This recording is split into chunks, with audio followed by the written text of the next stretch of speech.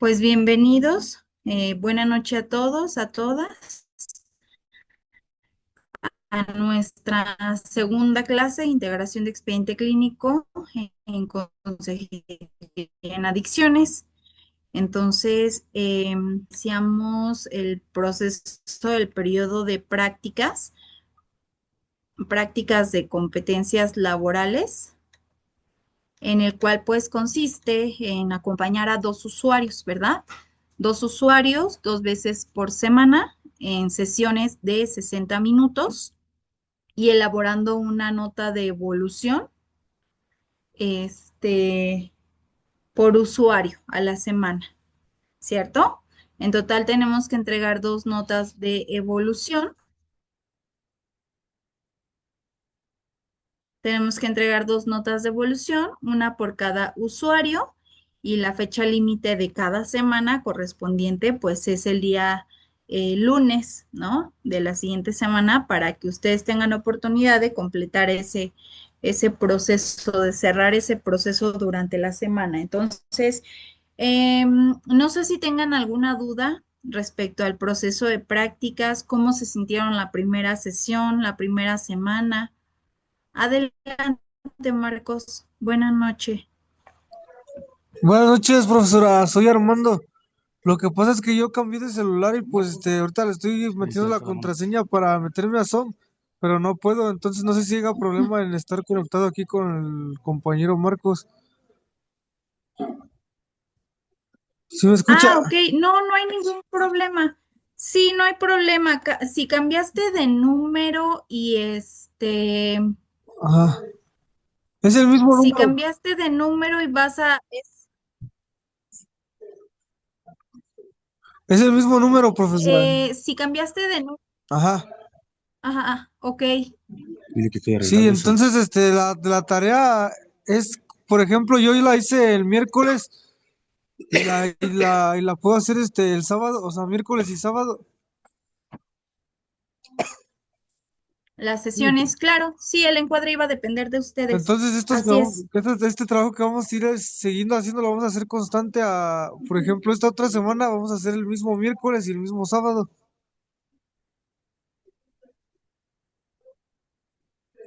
Exactamente.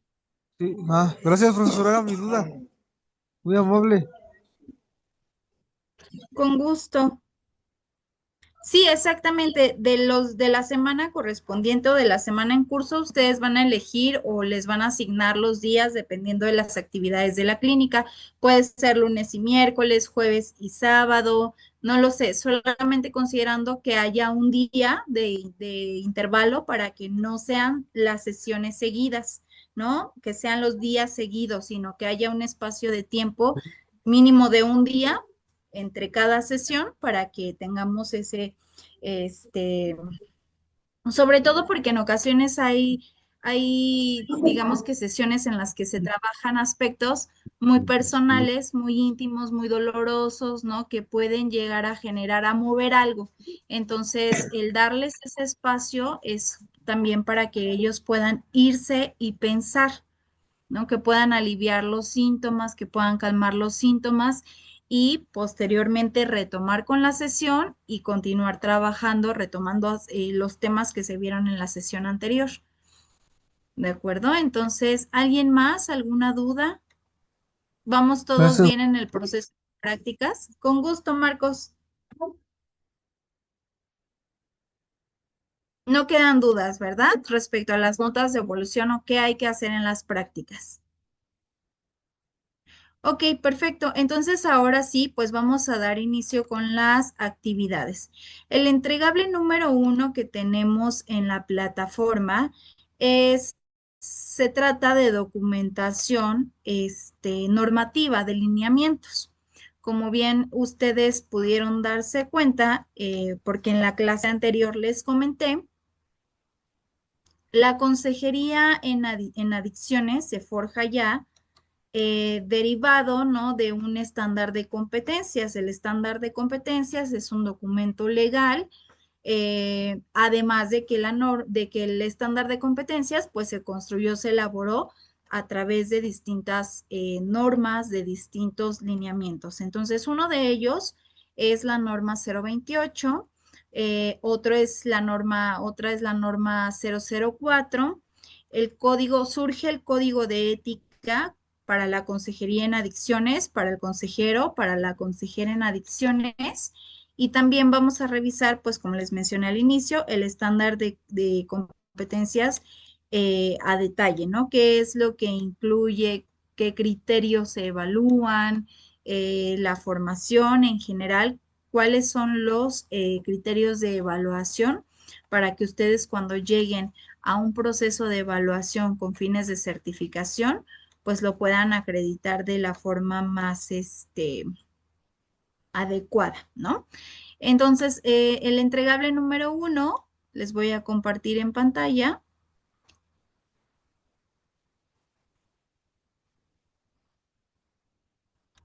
Nos habla de documentos normativos.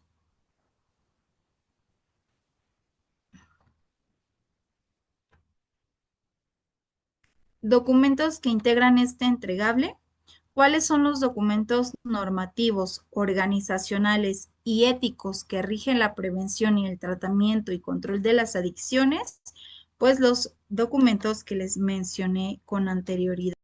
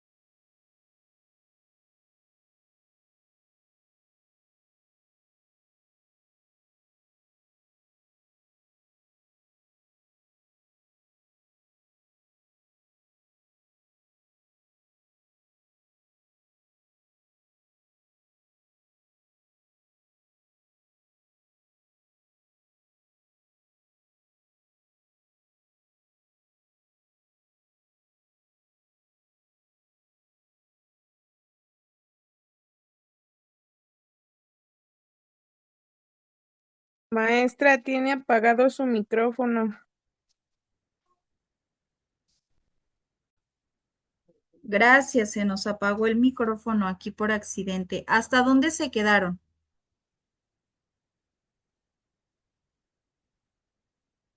Desde el principio. ¿Y por qué no me dicen? Se me apagó el micrófono y yo no me había dado cuenta por estar revisando las instrucciones. Ok. O sea, desde que inicié, de verdad no, porque hablamos con su compañero Marcos, ¿no? Después de lo de Marcos fue cuando se me apagó el micrófono.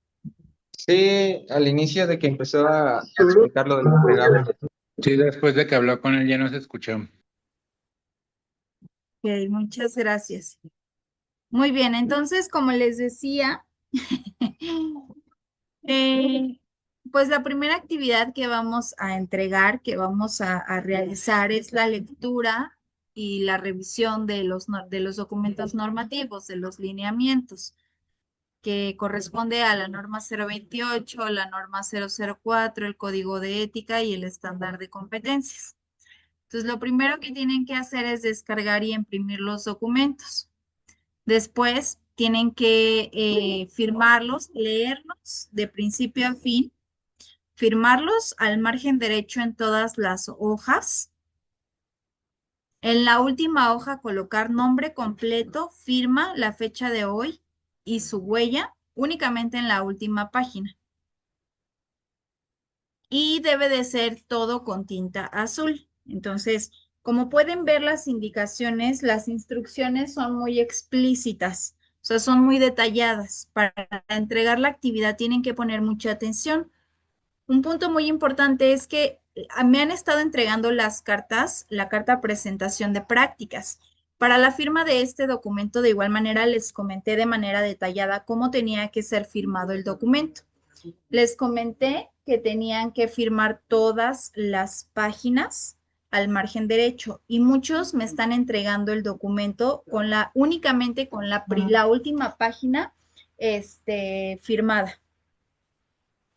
Entonces ya no se los devolví porque, bueno, pues ya es parte del proceso, pero sí es un área de oportunidad muy grande porque toda esta documentación se va a adjuntar a su portafolio de evidencias. Entonces, tienen que como acatar cada una de las instrucciones, cada una de las indicaciones para que no les sea devuelta la actividad, ¿de acuerdo? Entonces, tienen que leer muy bien cada documento, cada instrucción de cada actividad para entregar de forma correcta, adecuada y de la forma en la que se les está solicitando la actividad. Entonces, los documentos ya están cargados en la plataforma para que ustedes tengan acceso a todos los materiales que vamos a estar utilizando clase por clase. El estándar de competencias lo tenemos en pantalla y puede que ya lo hayan impreso. El área de centro de evaluación también le solicitó en algún momento la entrega de esta documentación. Entonces, si ya Maestra, se apagó su micrófono otra vez. no sé qué está pasando que se apaga el micrófono automáticamente. Una disculpa. El área de centro de evaluación, me parece que es cada que les comparto pantalla o cambio ahí la transmisión o la compartición porque se apaga de forma automática.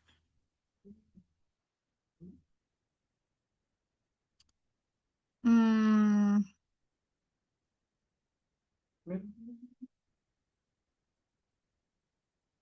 ok, tenemos la documentación en la plataforma ya lista para que ustedes tengan acceso a estos materiales. Tenemos en pantalla justo el estándar de competencias. La clave del estándar pues es S548 y el nombre del estándar es Consejería en Adicciones. Si ustedes se dan la oportunidad, y bueno, no es que se den o no, sino que se tienen que, ¿no? De leer el documento, tienen que leer el documento con mucha atención, porque aquí en el estándar les va a especificar cada una de las funciones que vamos a ir desarrollando en este proceso de prácticas. Por ejemplo, ¿qué es el estándar de competencias y para qué nos sirve? Aquí literal podemos responder a esta pregunta. El estándar de competencias nos sirve como referente para evaluar y certificar a las personas que se están desempeñando como consejeros en adicciones, que brindan orientación, que apoyan el proceso de tratamiento y rehabilitación del consumo de sustancias psicoactivas, lo que permitirá contribuir a la mejora de la calidad de los servicios de atención de adicciones en nuestro país. Asimismo, puede ser referente para el desarrollo de programas de capacitación y de formación basados en estándares de competencia. O sea que la formación que ustedes están recibiendo está basada en este estándar de competencias, porque lo que nosotros buscamos no solamente es que se capaciten o que se formen, sino que logren dar ese siguiente paso a la profesionalización. ¿Cuál es? El certificarse, ¿no? Que no solamente tomen un curso, sino que ese curso que están tomando, este curso, esta capacitación, les pueda dar el acceso a un desarrollo más profesional a través de la certificación de competencias laborales. Por eso es que nosotros adecuamos cada una de las materias, cada uno de los módulos, cada una inclusive de las tareas al estándar de competencias para que ustedes aprendan quizá lo necesario o lo básico necesario para poder ejercer la consejería. ¿Por qué digo básico? Porque, bueno, ustedes saben, bien saben que el tema en adicciones es muy extenso, que en realidad inclusive con esta formación pues no es suficiente porque hay que seguir capacitándonos, actualizándonos sobre todo en general, en tanto a los métodos, en tanto a nuestra propia formación académica, ¿no? Que si tengo la preparatoria, pues voy a dar el siguiente paso a una licenciatura, a una especialidad inclusive, ¿no? Y dentro de las especialidades, pues hay un campo muy amplio para inclusive seguir impartiendo la consejería, porque no solo me voy a quedar con ellos, sino que se va a complementar, se va a ampliar el panorama. Y bueno, el estándar de competencias describe lo que una persona que brinda orientación, que apoya a nivel individual, grupal y familiar en el proceso de tratamiento y rehabilitación de adicciones debe de realizar. Este presente estándar de competencias se fundamenta en criterios rectores de legalidad, competitividad, libre acceso, respeto, trabajo digno y responsabilidad social. De ahí nos vamos a saltar varias páginas porque esto ustedes pues ya lo tienen de tarea, ¿verdad? La lectura completa. Pero quiero que se den cuenta de la importancia que implica justo el que nosotros sí o sí nos apeguemos a toda esta normativa. ¿Cómo es el proceso de evaluación? Aquí lo tenemos. Aspectos relevantes de la evaluación. ¿Qué es lo que vamos a hacer para evaluarnos, para certificarnos? Para demostrar la competencia se recomienda que se lleve a cabo en un lugar de trabajo y en ambiente controlado. Sin embargo, pudiera realizarse de forma simulada si el área de evaluación cuenta con los materiales, insumos e infraestructura. Personal, que son los requerimientos, otros usuarios para la realización de actividades grupales, familiares, personas significativas, cuestionarios de valoración, formatos de registro normativos y del establecimiento en su caso. Que todo esto se los vamos a proporcionar nosotros a ustedes, tanto los cuestionarios, los instrumentos en general, tamizajes, formatos, la normativa y qué es lo que ustedes están como propiciando, que están generando de forma individual, el personal. Por ello es que ingresaron a un proceso de prácticas. Después tenemos a partir de la página 5 los criterios de evaluación. La persona es competente cuando demuestra los siguientes desempeños. Uno, ¿qué es lo que tienen que hacer cuando llegan al espacio de consejería? Cuando van a iniciar su consejería. Van a recibir a los usuarios en el espacio de consejería, le van a dar la bienvenida, reconocerán su asistencia y van a mencionar las características. Aquí nos dice de la valoración, pero no solamente de la valoración, sino en general del acompañamiento, porque esto se hace cuando se va a iniciar la aplicación de tamizajes. Valora la severidad de la adicción y las características de los usuarios. Ahí es cuando comienzan a aplicar los tamizajes para valorar el nivel de consumo. cuál es ese tamizaje, el ASIST, además de una entrevista inicial, además de, me parece que nada más. El ASIST y la entrevista inicial son los formatos que les van a ayudar a valorar el nivel de adicción y a conocer los patrones de consumo, que más adelante ustedes ya lo revisaron en IPA, ya se los auto aplicaron, pero en esta materia toca aplicárselos a los usuarios, ¿no? Después nos dice, tienen que identificar a través de la entrevista con los usuarios el grado de apoyo familiar y social. ¿Cómo lo van a hacer? Pues van a aplicar tamizajes, van a aplicar cuestionarios a la familia, una entrevista a la familia, ¿no? Se van a reunir, no en esta materia, no dentro de esta formación, pero esto es lo que implica que ustedes cuando ejerzan la consejería, atiendan a la familia, identifiquen el grado de apoyo familiar, porque no solamente se trata de que esté ahí presente o que la mamá lo haya llevado, la haya llevado o que vaya a las visitas, sino en general vamos a medir el apoyo en distintos aspectos. Si ha identificado la modalidad de tratamiento que se requiere, si el usuario requiere un tratamiento ambulatorio o requiere un tratamiento residencial, eso lo vimos en la clase anterior.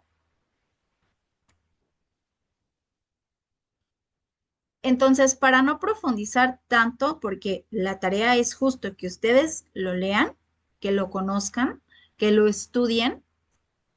Estos son los criterios que se evalúan y esto es lo que se va como a verificar en los últimos momentos cuando ustedes pasen a un proceso de evaluación, que ustedes lo hagan o lo hayan hecho, tal cual como lo marca el estándar, entre otros criterios que el instrumento de evaluación de la competencia, el IS, que es un formato para los evaluadores, que se cumpla con ambos documentos, ¿no? Con ambos lineamientos. Entonces, sí me explico.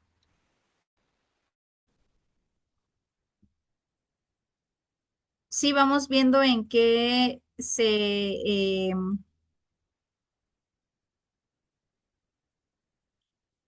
basa el estándar de competencias.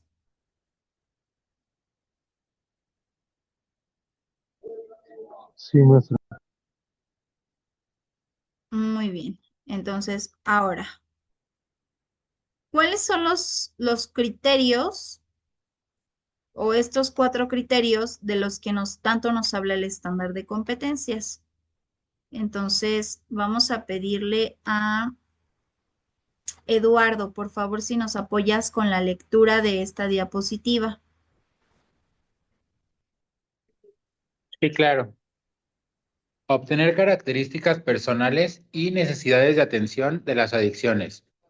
Es el proceso por medio del cual la consejería o consejero examina la severidad de la situación actual del consumo de alcohol, tabaco y otras drogas de la usuaria o usuario, las consecuencias y problemas que le ha ocasionado la situación con la familia y otras personas significativas, así como otra información relevante, con la finalidad de determinar la intervención más apropiada, de acuerdo con sus características personales y necesidades de atención.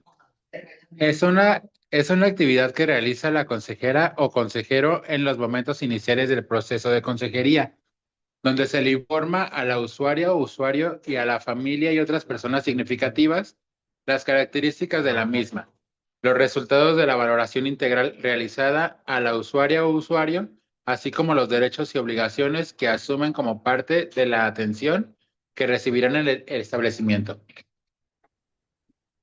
Gracias, Eduardo. Armando, buena noche. Tienes tu manita levantada. ¿Tienes alguna pregunta, comentario? ¿Deseas aportar algo?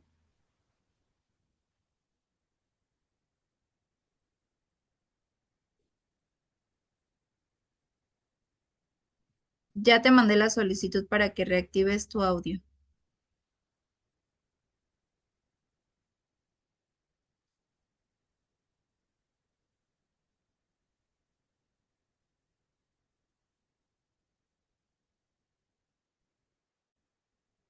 Ok, muy bien, entonces vamos a continuar. ¿Se puede poner el micrófono? Adelante, Entonces, Armando. ¿sí me escucha? Sí, Mira, sobre los estándares de competencia, entonces, las pruebas de así, todo esto que viene a través de la literatura que vamos leyendo, es lo que ya hemos practicado, pero vamos a tener que dar otra como repasada para poder llevar a cabo esos estándares de competencia, o ya con la información que nosotros sabemos ya la podemos realizar. O sea, sí es algo muy difícil. no, los vamos a ir retomando poco a poco. Ajá. Sí, Entonces, ahorita hablamos de estos formatos porque ustedes ya los vieron en una materia previa, ajá, pero en esta sí, materia ya no se los van a aplicar a ustedes mismos, sino ya los van a aplicar a los usuarios, porque a los vamos a usuarios. integrar el expediente clínico de los usuarios. Exacto. Pero pues, sí nos sirve de tomar otra repasada sobre las sesiones que ya hemos visto. Sí, claro, porque te retroalimentas finalmente. Ajá. Sí, entonces sí, no queda ninguna duda sobre eso, profesora. Gracias, Armando. Muy bien, entonces como nos dice la diapositiva, pues el primer paso que surge, ¿no? O que hay que llevar a cabo, uno es que el usuario llegue a la clínica o que vayamos por el usuario o de las formas o métodos que hayan sido posibles, pero que el usuario llegue al establecimiento. Dos, cuando llega al establecimiento, se lleva a cabo, se examina la severidad de la situación actual del consumo. Se comienza a aplicar una entrevista para conocer el nivel de consumo. No es completamente fiable los resultados de estos tamizajes, porque en muchas ocasiones pueden manipular la información, porque obviamente los usuarios no van a llegar a decir es que consumo esto y cada dosis y cada cuándo y con quiénes y cómo, sino que omiten cierta información y es natural. Nuestro trabajo es precisamente ir poco a poco a través de las sesiones indagando, obteniendo la información, pues además de que sea información para añadirse o incorporarse al expediente, para nosotros es información importante y completamente relevante para seguir trabajando en las sesiones futuras. Entonces, el primer paso pues es obtener las características, conocer el grado de severidad, el nivel de severidad o la severidad del consumo actual. ¿Qué consume? ¿Desde hace cuánto tiempo? Para que nosotros también podamos, dentro de este marco entre el uso, abuso y dependencia, identificar en cuál se encuentra. Si usa, cada cuándo, cada cuánto, qué deriva, ¿no? Si abusa, por lo consiguiente, si depende de la sustancia, ¿cuáles cuáles han sido los motivos que han detonado mayormente el consumo? Posterior a la obtención de estos datos,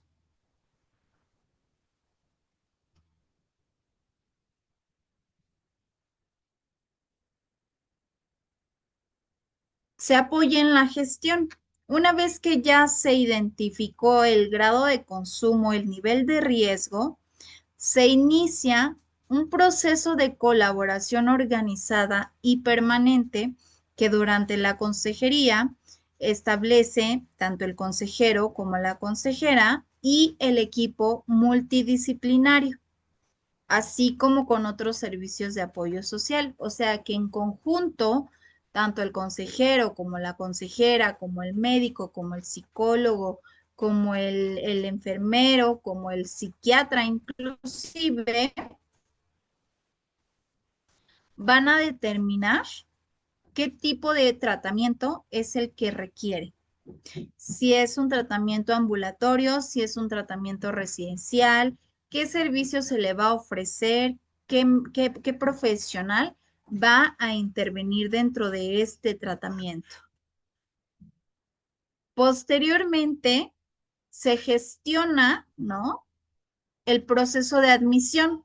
Si se le da de forma residencial, pues se inicia con todo el trámite, todo el papeleo, toda la recolección de firmas, consentimientos, reglamento, y se les informa a los familiares, tanto al usuario, que estén de acuerdo y que acepten básicamente términos y condiciones. Porque el usuario se va a tener en un espacio de contención, de aislamiento social. Se va a ingresar a un establecimiento en el que no va a tener libertad de salir, de tener contacto con otras personas fuera de la clínica. Entonces necesitamos sí o sí que tanto la familia como el usuario esté consciente y nos brinden básicamente la autorización para iniciar el tratamiento. Hay casos en los que obviamente no va a ser así, va a ser un ingreso involuntario posiblemente, un ingreso obligatorio, un ingreso forzado, ¿no? Pero también hay formas para hacerlo. Más adelantito lo vamos a ir viendo. O me parece que lo revisamos la clase anterior, los tipos de ingreso, voluntario, involuntario, obligatorio. No, ¿verdad? Ya no los revisamos. Solo revisamos los tipos de establecimiento y los tipos de tratamiento, me parece, ¿verdad? Que fue el mixto, el residencial, no, perdón, el mixto, el ayuda mutua, eh, el profesional y el complementario, ¿no? El alternativo. Muy bien, entonces ahorita revisamos como los tipos de ingreso precisamente. Ok, entonces ya que se está gestionando, pues el ingreso, ¿no? Se va a ir de igual manera determinando de forma terapéutica qué atención se le va a proporcionar. Ya para ello vamos a construir un plan de consejería en donde una vez que obtuvimos las características, que pudimos ya detectar las áreas de oportunidad, como qué áreas de vida también requieren mayor atención, vamos a ir estableciendo, ¿no?, la dinámica de trabajo. Entonces, para ello nos van a servir estos formatos como una guía únicamente de qué sigue, ¿no? Y ahora, ¿qué sigue? Muy bien, entonces, ya que se gestionó el ingreso al tratamiento, porque puede ser también un tratamiento ambulatorio, no necesariamente residencial para ofrecerle la consejería, entonces ahora sí vamos a iniciar con el acompañamiento, en donde, como les decía, se va a comenzar a construir un plan de acción basado en todas esas características y necesidades de atención a través de una definición de metas y objetivos claros del proceso de intervención determinados por nosotros, consejeros, consejeras, y entre los usuarios, siempre favoreciendo el proceso de recuperación. Esto desde una visión integral de diversos abordajes, estrategias adecuadas a las características individuales, grupales y familiares, así como con el contexto social y cultural. Es decir, que nuestro acompañamiento, nuestra consejería, tenemos que tener como una mente, como la mente abierta, ¿no? En todo momento, porque no podemos casarnos con un solo enfoque, sobre todo porque los usuarios muestran necesidades distintas, en los que no siempre nos va a ser funcional un método, sino que vamos a tener que cambiar e implementar nuevas formas, nuevas estrategias que siempre vayan favoreciendo la recuperación de los usuarios. Entonces hay clínicas que se enfocan que la terapia, tanto psicológica como el acompañamiento en consejería, lo enfocan desde la terapia cognitiva conductual. Entonces, para ello, esto ya requiere otro tipo de formación, obviamente, ya requiere que tu capacitación, tu formación académica se amplíe para que tú conozcas estos métodos. Si eres psicólogo, psicóloga, evidentemente conoces del tema y lo puedes desarrollar, y esto también dependiendo de la metodología en la que estás formado. Pero si no, esto requiere de que ampliemos estos conocimientos para poder desarrollar, para poder trabajar cierta metodología. Entonces, a ello me refiero con lo que hay que mantenernos como con una visión amplia. Una vez que se brinda la consejería, se proporciona el seguimiento. Cuando ya los usuarios egresan de la clínica, no significa que el tratamiento ha finalizado, ¿no? Porque muchos creemos eso, o muchos de nuestros usuarios, usuarias llegan a creer esto, que el que yo ya estuve 3 meses ingresado, ¿no? Internado, ya me aventé mi recuperación de 3, 6 meses y el salir de la clínica, esto representa o significa mi rehabilitación. En realidad nos damos cuenta que es solamente el tipo de tratamiento que recibiste, pero no significa que haya concluido, sino que ha trascendido, porque posiblemente este acompañamiento lo vas a requerir por muchísimo más tiempo. Claro, ya no en la modalidad residencial, ya no vas a necesitar vivir en la clínica, sino que vas a recibir ese apoyo, ese acompañamiento,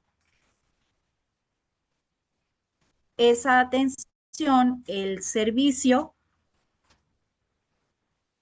en una modalidad ambulatoria. Van a cambiar los objetivos, tanto terapéuticos como propios, porque bien lo dicen, ¿no? La teoría no es nada parecido, no es nada de lo que se lleva a cabo en la práctica. Que nosotros podemos estar viendo ahorita la forma, la estructura de un acompañamiento, pero cuando ya estamos en lo real, cuando ya estamos en el acompañamiento, pues nos damos cuenta que esto se tiene que ir adecuando, que esto se tiene que ir mejorando, porque no con todos los usuarios se va a dar. Y esto no quiere decir que la estructura no sea una buena estructura, sino que estas son únicamente como piezas, las primeras piezas del rompecabezas, porque ya de ti va a depender todo, el cómo lo manipules, cómo lo acomodes, qué si cabe, qué no cabe, qué quitas, qué pones, qué esto, qué el otro.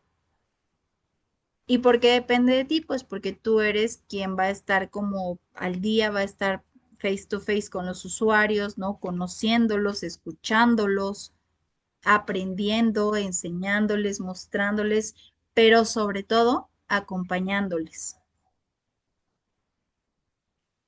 Entonces, que si ahorita ya te dijeron desde la primera instancia, y eso todos lo sabemos, ya todos lo damos por hecho, que siempre hay que trabajar con la familia. Y esto no significa que la familia sea la culpable. Responsable probablemente, pero culpable no. Entonces yo voy a implementar en mi acompañamiento sesiones familiares. Y dependiendo de lo que se vaya presentando, pues voy a ir armando mi plan de trabajo, ¿no? O ir adecuando mi plan de trabajo.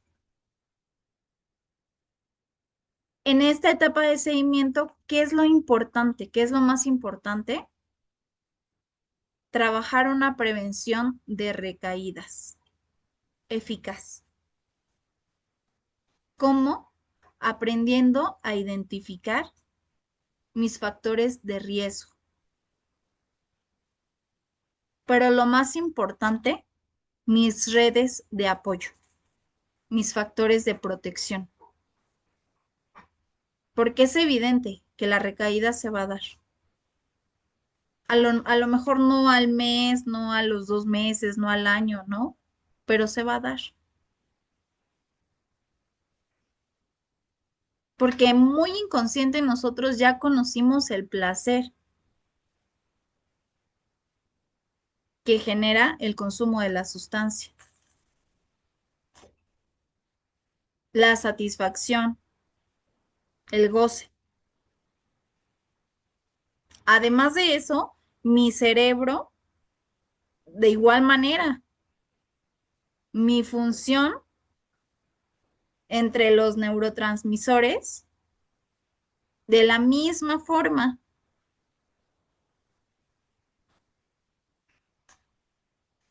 Entonces va a ser muy difícil que haga un reset, ¿no? Literal, y que aquí no pasó nada, porque sí pasó y pasó mucho.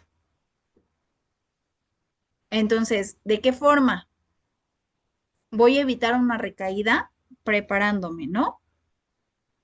Ah, ok, bueno, ¿qué me detonaba el consumo cuando estaba triste, cuando estaba feliz, cuando estaba enojado, por diversión, por frustración, por estrés, por qué? Ya hice mi lista de en qué momento consumí, porque probablemente yo pienso, considero que consumí,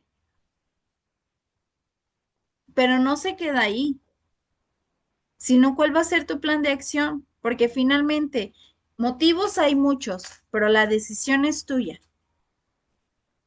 porque bien pudiste decidir no hacerlo, pero lo hiciste. Entonces, ¿ahora qué queda? Encontrar esas áreas de oportunidad, ¿no?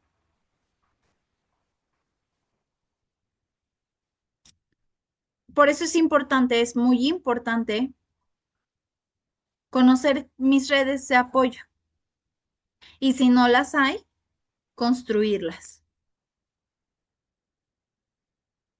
para que yo pueda, en esta etapa de seguimiento, sostenerme, mantenerme.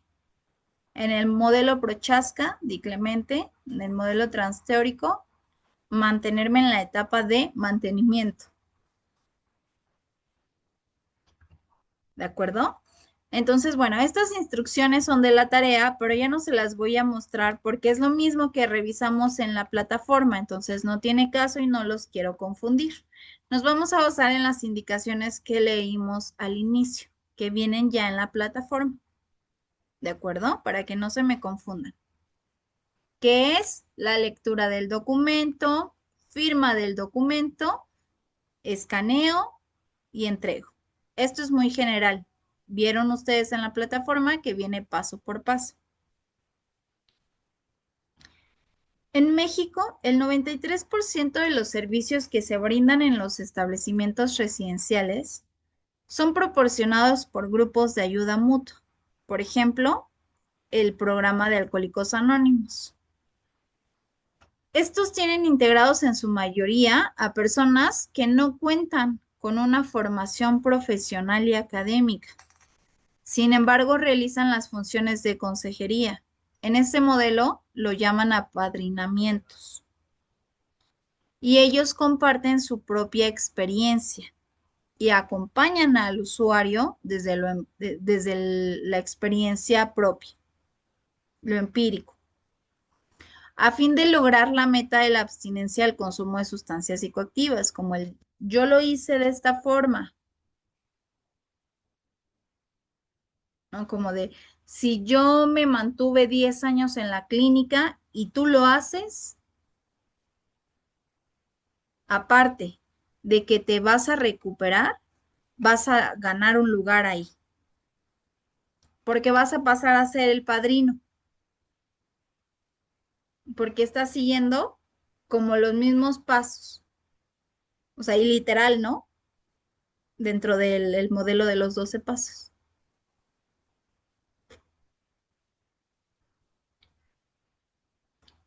Lo podemos ver, porque la mayoría de los establecimientos, aún siendo clínicas con un modelo de atención más profesional, ¿cuál fue la base? El modelo de los 12 pasos.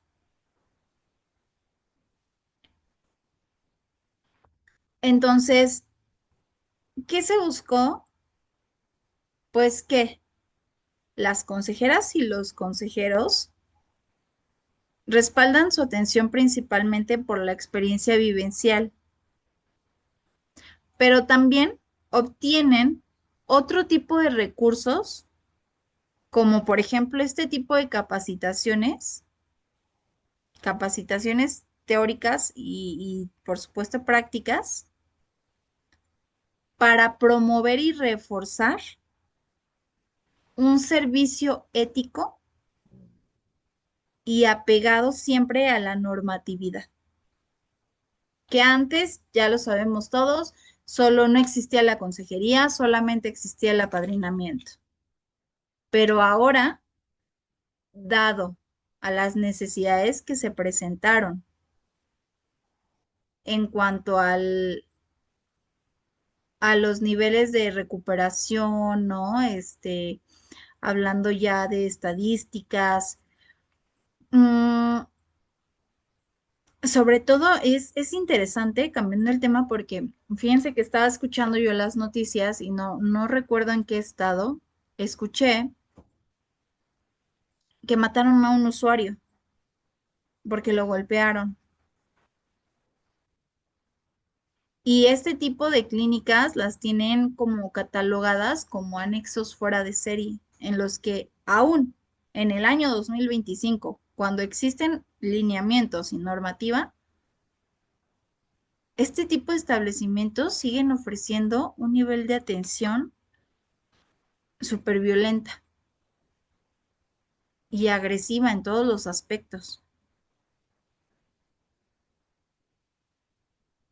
Que pudiésemos creer que esto se veía mucho antes, ¿no? Porque inclusive por eso le temían mucho a los anexos.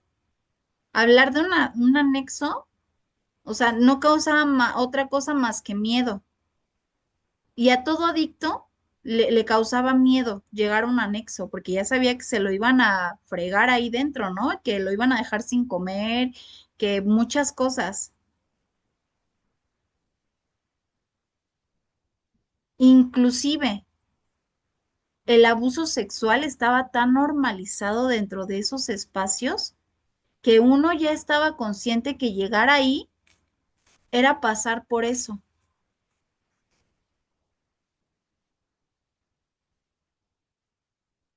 Justo por eso, por estas necesidades que se van presentando, es que fueron surgiendo estos lineamientos, esta normativa para protegerlos, para protegernos de todo este tipo de maltrato y violencia que se da, que se sigue dando en estos establecimientos. Pero no estoy hablando de solamente los documentos, sino de nuestra propia conducta, porque somos nosotros quienes estamos al frente en estos espacios. Que no solamente sea tener un documento ahí, sino que yo pueda mostrar lo que esta documentación está tratando de mostrar y cómo a través de mis acciones, a través del servicio que yo estoy ofreciendo, ético y profesional. Entonces, por eso es que, bueno, el gobierno de México, la Secretaría de Salud, surge la CONADIC, nace la CONADIC, ahora CONASAMA, el SENADIC sigue activo aún, crean todo este tipo, ¿no? De lineamientos para poder respaldar la atención en la consejería, en el proceso de rehabilitación. Porque antes no existían, por eso se daba tanta violencia, tanta agresividad, tanta agresión a los usuarios. Digo, que existan, ya no nos, no digamos que destruye todo esto, pero sí llega a poner como un alto, ¿no? Hasta cierto rango. Surge la norma 028 y la norma 004, además del código de ética. La norma 028 es un conjunto de leyes y reglamentos, normas, que representa el marco jurídico en materia de atención de adicciones. Desde la Carta Magna, que consagra en el artículo 4 el derecho a la protección de la salud para todos y todas las mexicanas, hasta la Ley General de Salud, pero en particular la norma 028 para la prevención, tratamiento y control de las adicciones. ¿Cuáles son los criterios de aplicación obligatoria? Esta norma tiene por objeto establecer procedimientos y criterios para la prevención y el tratamiento. Esta norma también es de observancia obligatoria en todo el territorio nacional para los prestadores de servicio de salud del Sistema Nacional de Salud y en los establecimientos tanto del sector público, social y privado. ¿Cómo se organiza y aprueba un centro de rehabilitación de adicciones? Es decir, ¿qué necesito y qué no? Para conocer a profundidad todo lo referente, será necesario leer por completo la norma 028, pues en ella se establecen los criterios de toda organización, estructura y forma de establecer los centros de rehabilitación para ser aprobados por CONASAMA, además de otras instancias. Aquí en la Ciudad de México es ay, se me fue el nombre, el IAPA, quien regula los centros de rehabilitación, pero en otros estados tienen otro tipo de dependencias.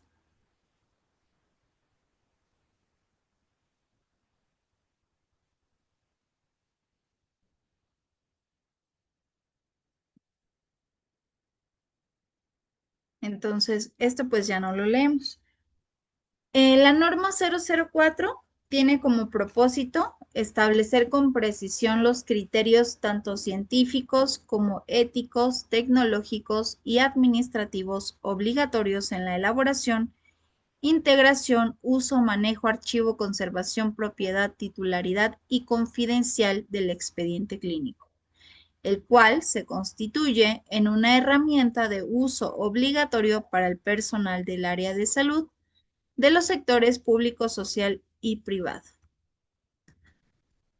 Fija los criterios éticos, promueve la cultura de la calidad, permitiendo y fomentando los usos médicos, jurídicos, de enseñanza, investigación, evaluación, administrativo, estadístico del expediente clínico, además de que brinda el seguimiento a un acompañamiento. La norma 004 nos habla sobre cómo organizar, cómo integrar la confidencialidad, el uso, manejo, titularidad de un expediente clínico. Entonces, para conocer todo esto, pues es importante que leamos la documentación correspondiente a la tarea. Por último, ¿de qué trata el código de ética? Este código promueve un desempeño coordinado y responsable entre el consejero y la consejera, la usuaria o usuario de los servicios, familiares, integrantes de equipos multidisciplinarios y diferentes instancias de apoyo social. Pondera el trato cálido y amable a las usuarias y usuarios, así como la optimización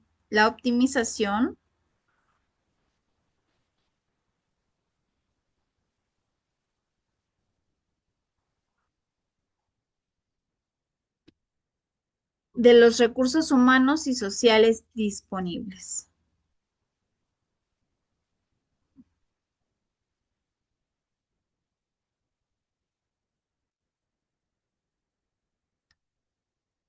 Este código es exhaustivo y no proporciona respuesta a todas las preguntas ni a todas las situaciones que se puedan presentar,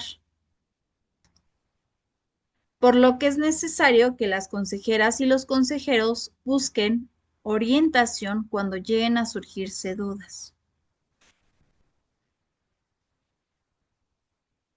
Algo muy importante.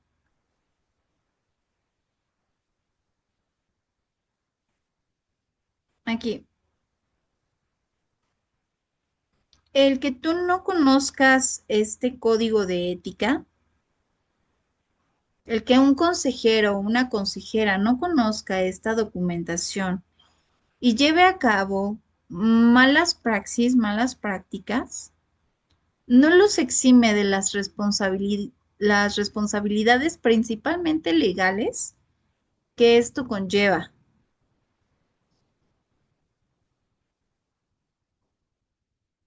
Por ello es muy importante que nosotros que ahorita que estamos en un proceso de prácticas, acompañemos a nuestros usuarios desde un modelo profesional, ético,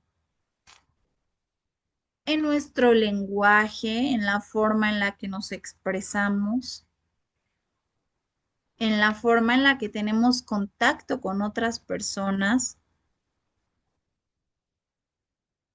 la forma en la que nos relacionamos, nos conducimos inclusive, nuestra vestimenta, porque todo implica.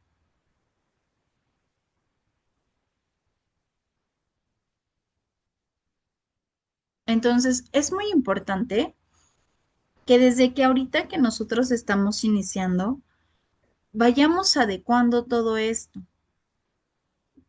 pensando principalmente en cuál es mi objetivo. Porque bien sabemos que la maestra Vanessa no va a estar ahí para supervisar tu clínica, tu práctica profesional. No te va a poder observar si lo estás haciendo o no, si estás llegando puntual a tus sesiones de consejería, si lo estás haciendo los días que estás colocando en tus notas de evolución, los días que estás compartiendo.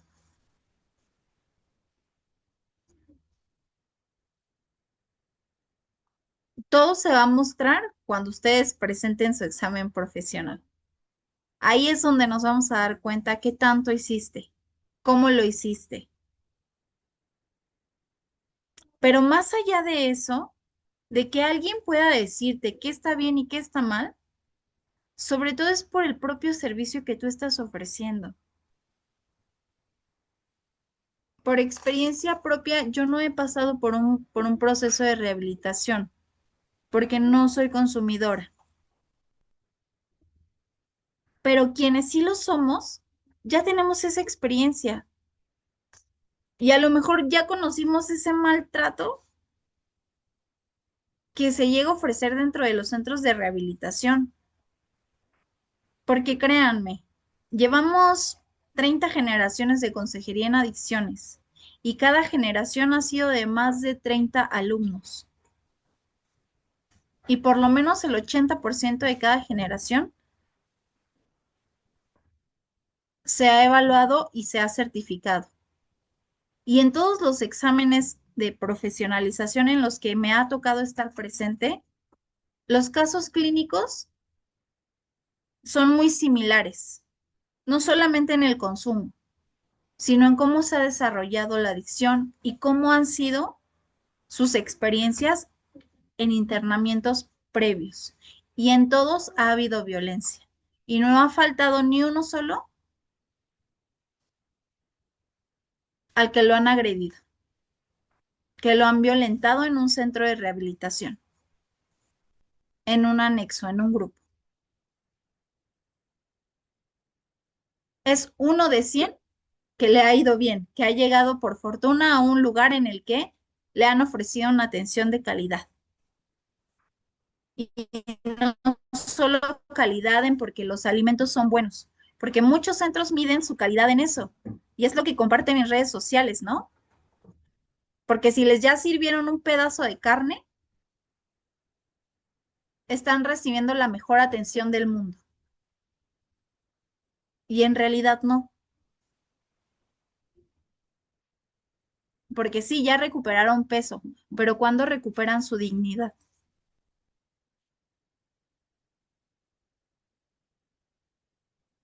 Un pedazo de carne no te va a devolver esa dignidad que perdiste.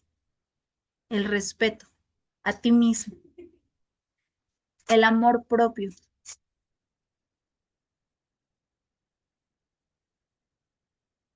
Entonces, es pensar en qué busco yo cuando llego a un espacio de acompañamiento y me siento a escuchar la vida de otros.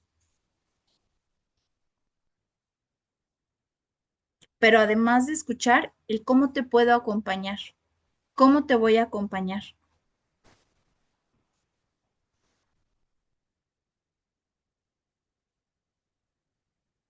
De eso nos habla pues el código de ética.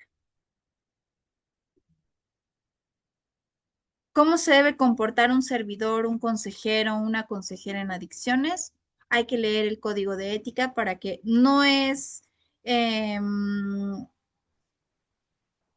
no muestra la respuesta, todas las respuestas a tus preguntas, propiamente a esta pregunta, pero sí te da una base para pensar en cuál debe de ser tu conducta.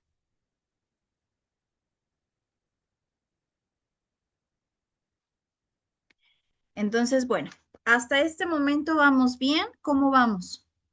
Sí va quedando un poco claro sobre qué trata, no solo la documentación, sino en general la consejería. Adelante, José Arturo. Sí, maestra, todo bien, vamos bien. Muy bien, muchas gracias. Los demás, platíquenme, ¿cómo vamos? Todo bien, maestra, muy claro. Todo bien, maestra, claro.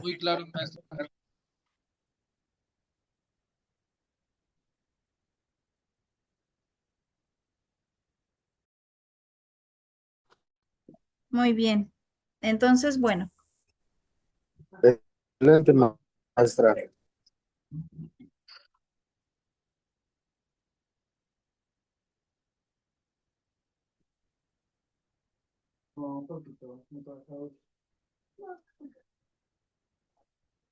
esto ya lo vimos.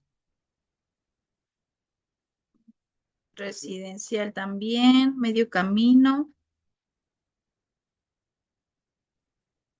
Listo, esto no lo revisamos, ¿verdad? El ingreso de tipo voluntario que nos hizo falta, los tipos de ingreso. Ok. El ingreso de tipo voluntario, digo, la información que ustedes están viendo en pantalla es muchísima, ¿verdad? Pero esto lo realizamos o lo realizo en particular con la intención de que ustedes se puedan llevar lo más que pueda de información, porque la teoría les va a servir muchísimo, ¿no? Como el literal para revisar los apuntes, estudiar y en general sepamos el concepto completo, amplio Pero el ingreso voluntario, de una forma muy general, se basa desde que el usuario llega por cuenta propia a solicitar el servicio, que está consciente y de acuerdo en recibir el servicio. El ingreso a establecimientos con modelo profesional y mixto puede ser voluntario u obligatorio. En el de ayuda mutua es estrictamente voluntario, pudiendo darse un ingreso obligatorio si son establecimientos reconocidos por CONADIC. El ingreso voluntario requiere solicitud del usuario por escrito y si es menor de edad, solicitud por escrito de sus padres, representante legal o tutor. El egreso voluntario sucede cuando lo solicita el usuario o un familiar legalmente autorizado. En este caso, el usuario debe estar de acuerdo en salir del establecimiento. Se debe llenar la hoja de egreso, para lo cual es fundamental recabar las firmas del usuario y del familiar. De esta manera, el documento que se firmará va a deslindar de responsabilidad al establecimiento. Entonces, de la forma en la que está llegando de forma voluntaria, por cuenta propia, tiene la posibilidad de la misma forma de egresar del establecimiento, de irse de la misma forma, ¿no? De forma voluntaria, porque no, por ley no se le puede privar de su libertad, no se le puede obligar si no está de acuerdo a quedarse, a mantenerse en el establecimiento. Tenemos un cuadro en pantalla sobre los modelos de tratamiento y los tipos de ingreso, según sea el caso. Porque dependiendo del tratamiento, dependiendo del tipo de establecimiento, es como también se le va a poder ingresar al usuario o no. Por ejemplo, si tenemos un modelo de tipo profesional, una clínica profesional, los ingresos se van a poder llevar a cabo de forma voluntaria y también de forma obligatoria. Si se ofrece en una clínica con un modelo mixto, se puede llevar a cabo un ingreso voluntario o un ingreso obligatorio. Pero si es un grupo de ayuda mutua, solamente se puede llevar a cabo un ingreso estrictamente voluntario por el tipo de establecimiento que es.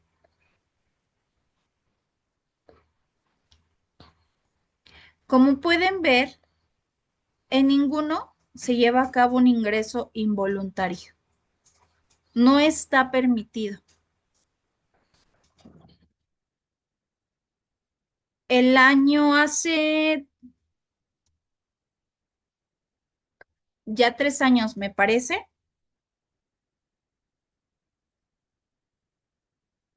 abrí 3 años precisamente, surgió una nueva actualización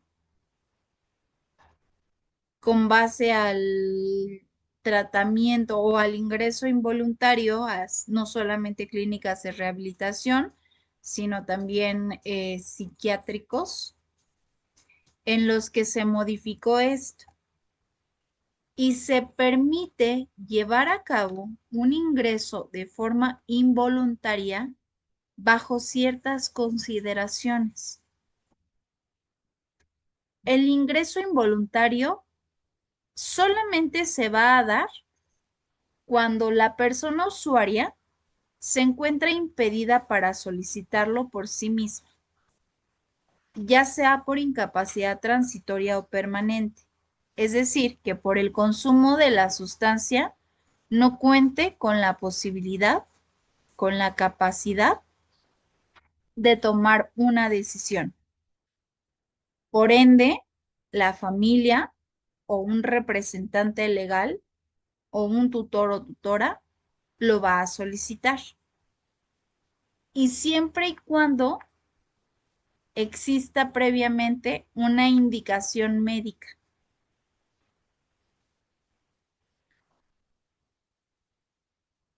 Todo internamiento involuntario tiene que ser notificado al Ministerio Público.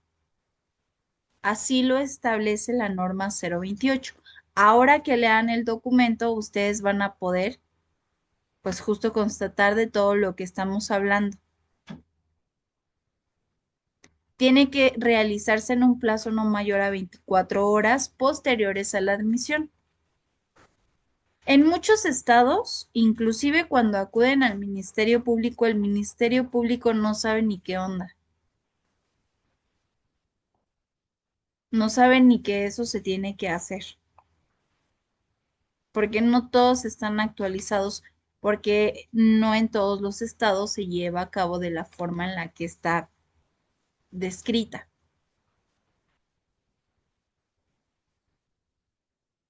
Pero así es como viene establecido en la normativa. ¿Esto quién lo debe de realizar? El director de la clínica.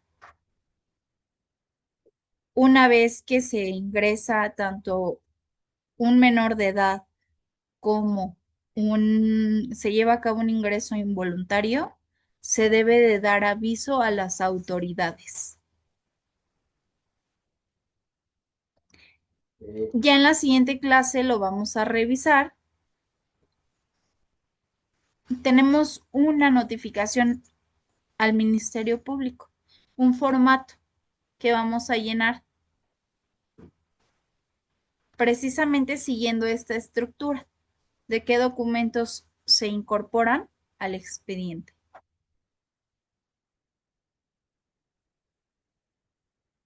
Entonces, una vez que se elabora este formato, se deben de describir escrupulosamente bajo qué condiciones se va a llevar a cabo el internamiento, evitando que se lleven a cabo malas prácticas, prácticas que deriven en violación, que violenten en nuestros derechos humanos, ¿no? Con internamientos forzosos, que lesionen la integridad tanto física como mental de nuestros usuarios y usuarias.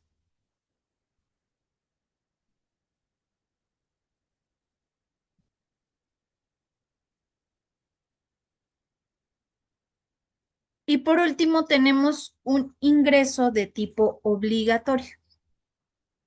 El ingreso obligatorio se lleva a cabo cuando lo solicita la autoridad legal competente, siempre y cuando el usuario lo amerite de acuerdo con el examen médico que le sea practicado. Esto lo vemos ya en caso de, por ejemplo, que surge algún delito bajo el efecto de alguna sustancia, porque la única autoridad legal que puede proceder a indicar el tratamiento obligatorio es un juez o un ministerio público, en el que solamente la autoridad legal podrá determinar en qué momento podrá egresar el usuario del establecimiento especializado. O sea que si la condena implica la rehabilitación para el consumo de sustancias psicoactivas dentro de una clínica para adicciones por un tiempo de 12 meses, hasta que cumpla ese tiempo, va a poder obtener su libertad. Es un ejemplo. Y eso lo va a determinar solamente el juez.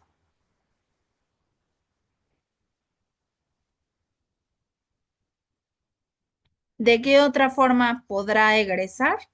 Si no es así, por defunción.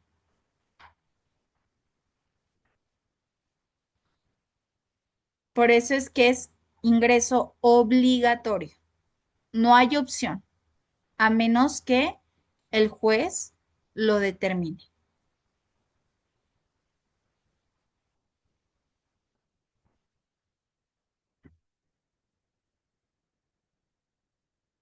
Muy bien. ¿Vamos bien hasta aquí? ¿Vamos bien con nuestros conceptos, con la actividad que se va a asignar de tarea? Sí, maestra.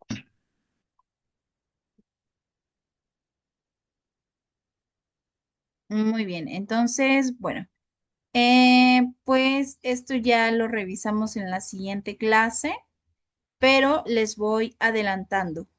Para la siguiente clase vamos a comenzar, vamos a revisar estos últimos conceptos, pero vamos a iniciar con la apertura del expediente clínico. Entonces, ¿qué es lo que ustedes pueden trabajar durante esta semana con sus usuarios? Les recomiendo que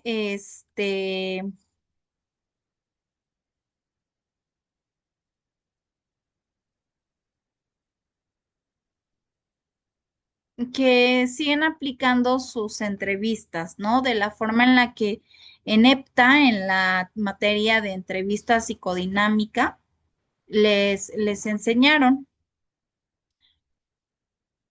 De los dos usuarios que están atendiendo, vamos a elegir solamente a uno para comenzar a llenar toda la documentación que a partir de la siguiente clase vamos a revisar. ¿Cuál es mi sugerencia? Por experiencia, que se lo apliquen a los dos, pero que solamente me entreguen uno. Porque, ¿qué pasa? Que al final, a lo mejor a mitad de la materia, con ese usuario con el que estaban trabajando, se les fue y ya quedó el proyecto o el trabajo inconcluso. Entonces, ¿cuál es la solución o la alternativa? Que van a tener todos los documentos con el otro usuario. Entonces, van a poder cambiar fácilmente de usuario. Esa es mi sugerencia, pero ustedes lo deciden. ¿De acuerdo? Entonces, la siguiente semana vamos a empezar a revisar ya consentimientos informados para que ustedes se los lleven a los usuarios con los que están trabajando, les compartan un poco de la información que viene en estos consentimientos, de qué tratan, para qué sirven y por qué nos los tienen que firmar y nos los firmen. ¿De acuerdo? Entonces, eso le pueden comentar en esta sesión. Para la siguiente sesión voy a traer una documentación. Váyanlos preparando porque a veces también se sacan de onda, ¿no? Inclusive entre el delirio de persecución comienzan a creer que va por otra onda, ¿no? Estas sesiones, que a lo mejor ya los queremos investigar para afectarlos o para decirle a la familia o para castigarlos o para algunas otras cuestiones que no tienen nada que ver, pero dentro del delirio puede llegar a provocar, ¿no? Estos pensamientos. Entonces, váyanlos preparando, váyanles comentando que les van a aplicar tamizajes, que les van a dar a firmar algunos documentos, que es justo para su práctica profesional, ¿no? O sea, sí pueden compartirle esta información para que no llegue a haber alguna resistencia y o dejen de ir, ¿no? O surja alguna situación que a ustedes les pueda complicar la práctica. ¿De acuerdo? Adelante, Enrique. Buenas noches. Buenas noches, profesora. De hecho, yo le hice así, lo de la consejería, pero no me había percatado de que uno ya va a salir este fin de semana. ¿Cómo le podría hacer ahí? ¿Me podría entregar, podría hacer otro? Ok, tu nota de evolución. Ok, sí, sí, claro, si ya se va, cambia mejor de usuario. Sí, para que ahorita que vas empezando, desde ahorita te quedes con dos que sabes que van a estar el periodo que tú necesitas trabajar con ellos, que son 6 semanas. Entonces, con ese usuario que se va, pues inicia de ceros. Ah, ok, profesora. Y las notas de evolución, como ya se entregó la primera nota de evolución, en esta primera asignación adjuntas esta nueva nota con el nuevo usuario que vas a trabajar. Bueno, nuevo no, porque a lo mejor ya está usado, ¿no? No, o sea, con este usuario que vas a comenzar a trabajar. Broma, broma, broma. Ok, profesora. Entonces te las mando. Muy bien, Enrique. Cualquier duda, con gusto ponte en contacto conmigo en servicios estudiantiles, por favor. Sí, gracias, profesora. Ok, muy bien. Pues bueno, por mi parte sería todo para la clase de hoy. Muchas gracias por su paciencia y por su comprensión sobre todo. Em, Como le mencioné a su compañero, cualquier duda, con gusto estoy disponible en el área de servicios estudiantiles. Por favor, hay que mantener mucho la comunicación. Cualquier cuestión que vaya surgiendo, que si el usuario, que si las firmas, que si el director no estuvo, avísenme para que yo vaya contemplando ello, porque puedo dar por hecho que como no lo subieron, no están haciendo sus prácticas o no están haciendo no sé, los trabajos, ¿no? Miles de cosas, pero por ello es importante la comunicación, ¿de acuerdo? Así en algún momento si lo requieren, algún apoyo extra, pues podamos justo atender a lo que se esté presentando. ¿De acuerdo?